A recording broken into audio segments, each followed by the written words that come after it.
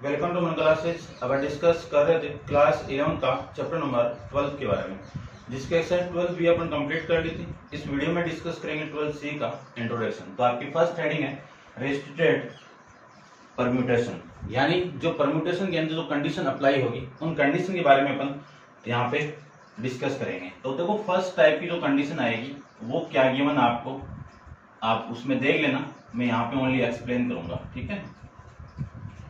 First condition में आपको given है कि in how many of the permutation of 10 thing कितनी है, 10 है।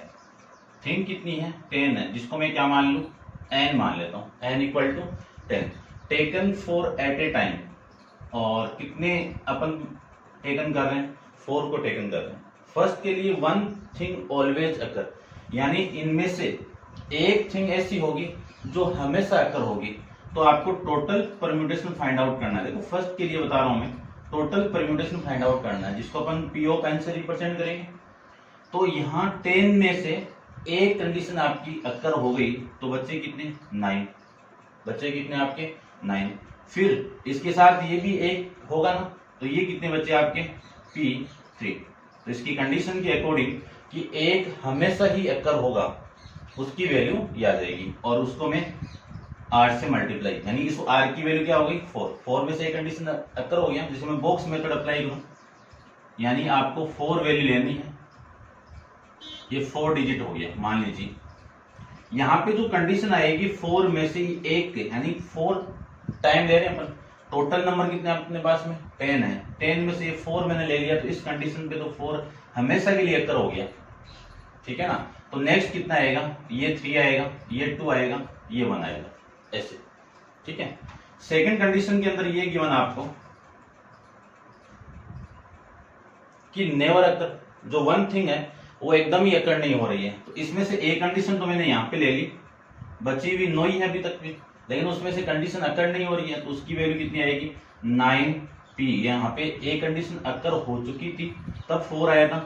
अब यहाँ पे 3 और 4 आया था, अब यहाँ पे क्या लेंगे अपन, p, यानी 9p4 ले लेंगे, ठीक है ना। एक एग्जांपल दिया हुआ, आप ट्राई करना, इनको पढ़ के फिर समझ आओगे, कोई दिक्कत नहीं है।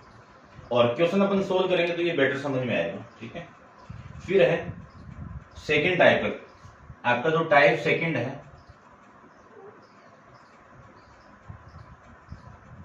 टाइप सेकंड के अंदर when certain thing are not to occur together, यानी कुछ साथ में अकर नहीं हो रहा है, उस कंडीशन के लिए अपन यहाँ पे अप्लाई करेंगे। देखो when the number of thing not occurring together is 2, यानी दो कंडीशन आपस में साथ में, दो कंडीशन अकर नहीं हो रही है, उसके लिए तो ये क्वेश्चन के अंदर अपन अप्लाई करेंगे, तो आपको बेटर समझ में आ जाएगा, ठीक है ना।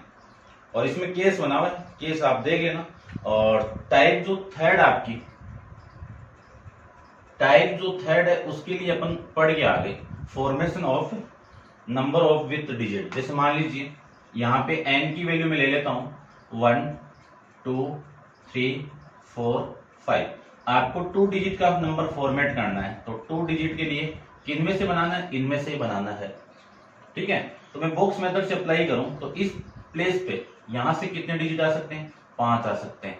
रिपीटेशन अलाउड है तब तो 5 यहाँ पे आएंगे, और रिपीटेशन अलाउड नहीं है तब 4 आएंगे, ठीक है ना। 4 आ गए तो उस कंडीशन के लिए मान लीजिए यहाँ पे रिपीटेशन नॉट अलाउड होता, तो इसी को मैं क्या लिख सकता, 20 लिख सकता हूँ। या फिर आप लिख सकते हो इसका परम्यूटेशन के अकॉर्डिंग में फाइंड आउट करो, तो टोटल थिंग कितनी है, 5 है।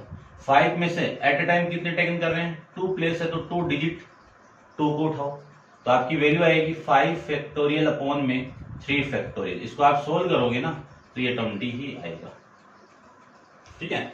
नंबर ऑफ अपन यहाँ पे डिजिट का फॉर्मेशन करेंगे।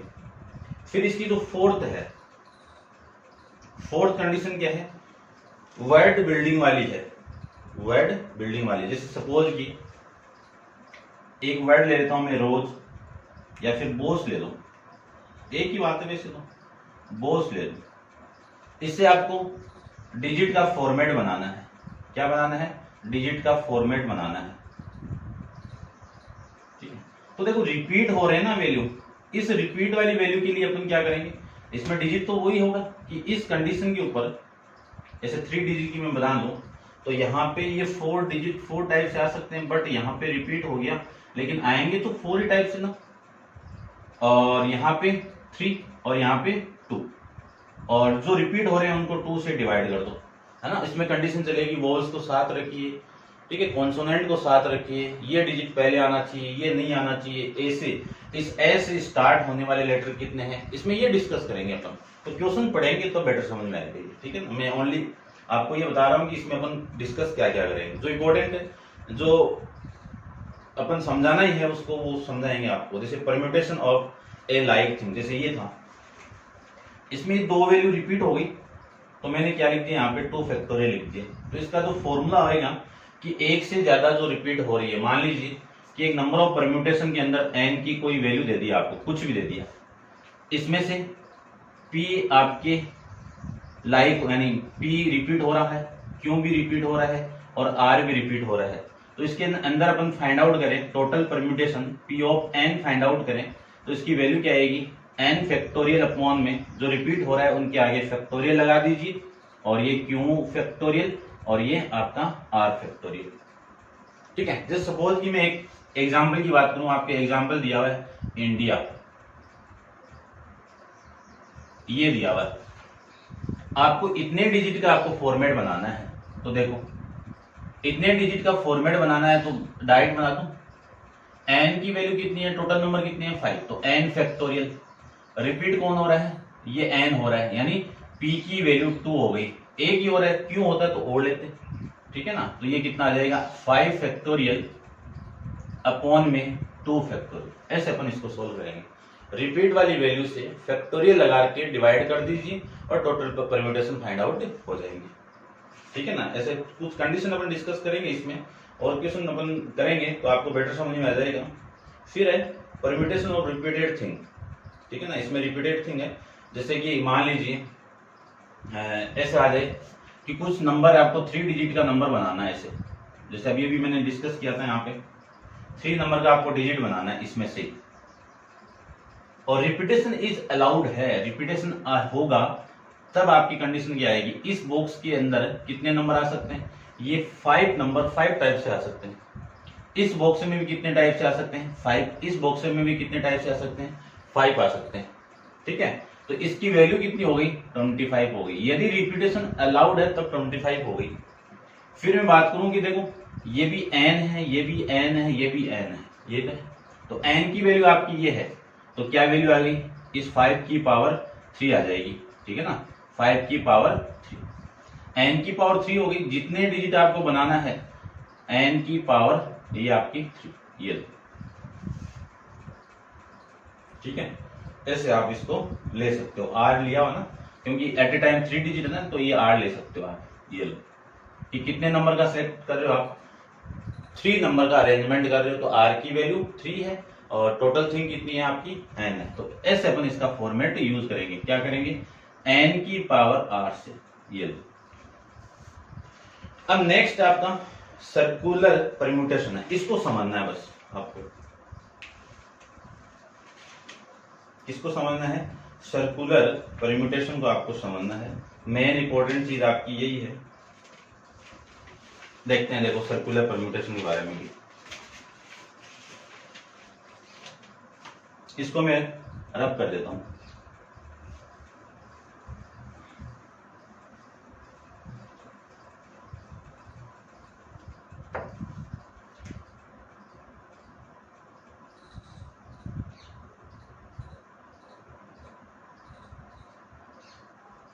सर्कुलर परम्यूटेशन, इसको समझना बहुत जरूरी है, ये इंपॉर्टेंट है, ठीक है, अच्छा भी है, ठीक है। देखो मैं मान लीजिए मैं आपको 4 डिजिट ले लेता हूं यहां से, और इन 4 डिजिट का मुझे क्या करना है, अरेंजमेंट करना है। 1 डिजिट ये हो गया, 2 डिजिट ये हो गया और ये 3 डिजिट हो गया, ठीक है ना। और इन्हीं 4 डिजिट को मुझे एक सर्किल के ऊपर अरेंज करना है, एक सर्किल के ऊपर मुझे क्या करना है, अरेंज करना है। तो आपकी वैल्यू क्या आएगी वो देखो, ये सर्किल, ठीक है, ये 4 डिजिट है, इनको अरेंज करना है। तो ध्यान से देखो, मैं इस ए को यहां पे ले लूं, ये बी और ये सी ये डी हो गया, ठीक है। और यहां से मैं स्टार्ट करूं, ए की बात है, ये बी, ये सी और ये डी, ये लीजिए। अब ये बी इसको इधर धकेलेगा तो ए आएगा, यानी ये ए इसको इधर धकेलेगा तो इसकी जगह कौन आ जाएगा, ए आ जाएगा। तो कंडीशन क्या मिली आपको, देखो ये आपका ए यहां पे, ये बी और ये सी, ये डी। अब ये दोनों कंडीशन क्या है, क्योंकि ऑर्डर हमेशा परम्यूटेशन में मैटर करेगा, तो ध्यान रखना कि ये जो वैल्यू है ये अलग होगी और ये वैल्यू आपकी, ये आपका अरेंजमेंट अलग होगा। दोनों अलग अलग कंडीशन होगी। क्यों होगी, क्योंकि फर्स्ट प्लेस पे कौन था आपका, ए था। अब यहाँ पे फर्स्ट प्लेस पे कौन आपका, डी है। लेकिन मैं इसकी भी बात करूं, देखो इसकी भी बात करूं,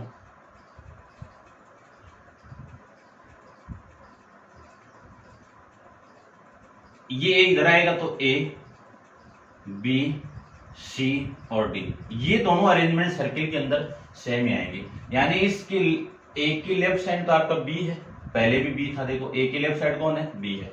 और यहाँ पे ए के राइट साइड में डी है, अब भी ए के राइट साइड में कौन है, डी है। सामने सी है, इसके सामने भी सी है, तो ये दोनों अरेंजमेंट क्या है, दोनों सेम है। तो सर्किल वाले केस में सेम आएंगे और बॉक्स वाले केस में अलग अलग आएंगे। अगेन मैं इसमें एक और अप्लाई करूं तो आपकी वैल्यू आएगी, यदि ये ए इसको वापिस इधर धकेलेगा तो आपकी वैल्यू आएगी,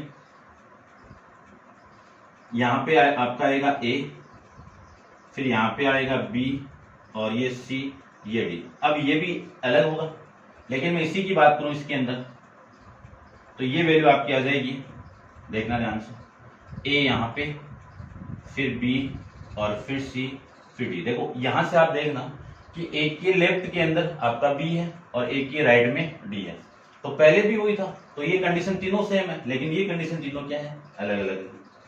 फिर नेक्स्ट कंडीशन के अंदर मैं डिस्कस करूं तो आपकी वैल्यू आएगी, ये ए और धकेलेगा इसको तो ए यहां पे, फिर आगे बी और ये सी, ये डी। अब ये अलग अलग कंडीशन है, लेकिन मैं इसकी बात करूं,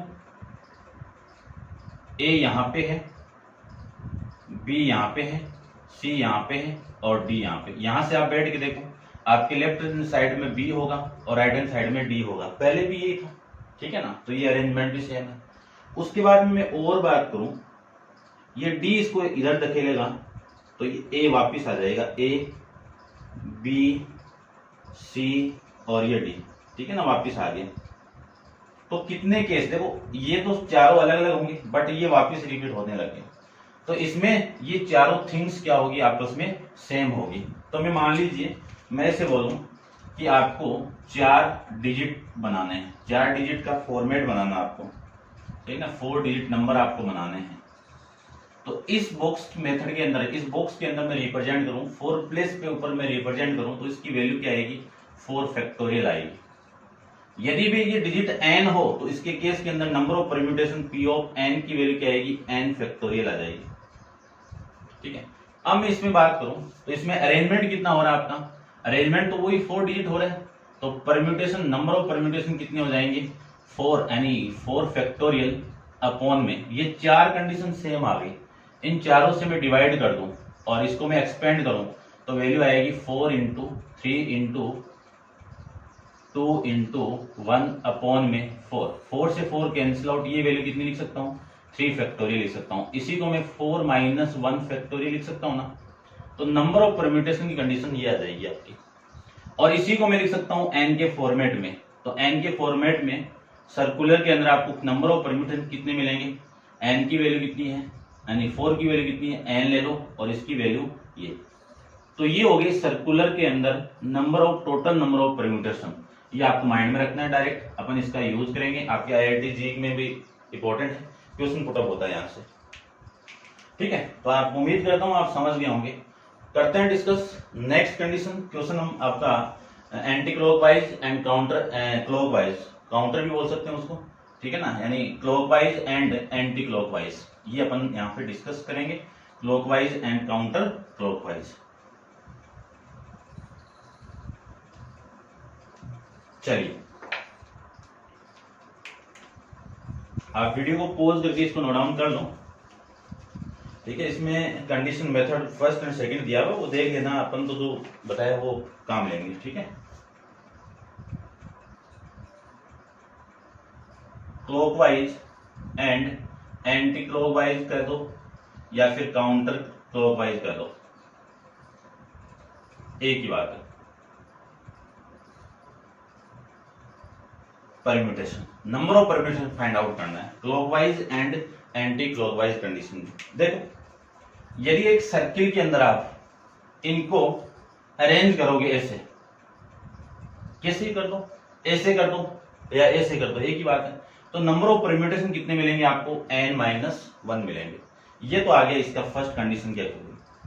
अब मैं बात करूं, यदि इनको एंटी क्लॉकवाइज और क्लॉकवाइज दोनों डायरेक्शन के अंदर मैं दोनों को एक साथ रिप्रेजेंट करूं, तो आप कुछ गार्लैंड ले लो, जो आपने देखी होगी फूलों की माला या नेकलेस ले लो। उस फूलों वाली जो माला है, जैसे मैं ऐसे सपोज कि यहाँ पे ये है बंधा हुआ और यहाँ पे ऐसे फूलों की माला है, गार्लैंड दिया हुआ आपको, और इस पे कुछ वैल्यू है, ठीक है ना, ये फांसी का फंदा टाइप का बना हुआ है, लेकिन समझ आना आप, ठीक है।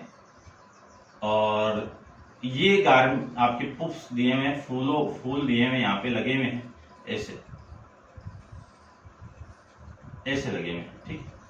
यदि मैं इनको अरेंज करूं इस एक सर्किल के अंदर, कैसे, एंटी क्लॉकवाइज यानी क्लॉकवाइज कर लो पहले तो, ये क्लॉकवाइज, ठीक है ना, ठीक है ना, इसमें ऐसे मैं ओनली सपोज करवा रहा हूं आपको, ये लो, इस डायरेक्शन के अंदर मैंने अरेंज कर लिया, और इस डायरेक्शन के लिए एंटी क्लॉकवाइज होगी,